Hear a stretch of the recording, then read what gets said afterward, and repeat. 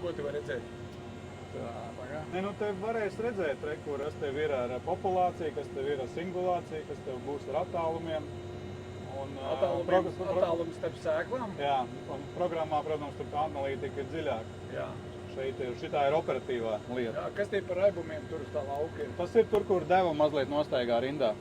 Izsejas norma, jā? Jā, Okay. to redzēt. Zaļais tas ir plus mīnus 1%, un, teiksim, dzeltenais ir drusku vairāk. Jā. Kas tie pa iemesliem, kāpēc tur nostaigā tā deva? Tev var būt sēkla dažādi, tev var būt tajā vietā dubultais vai tukšums. Jā. Nu, tas viss tev tur veido to statistiku.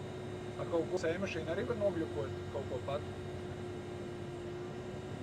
Es nezinu. Būtu ideāla sēkla, tad mēs varētu piesieties arī pie sēmašīnas, jā, bet tā sēkla jau arī ir dažāda.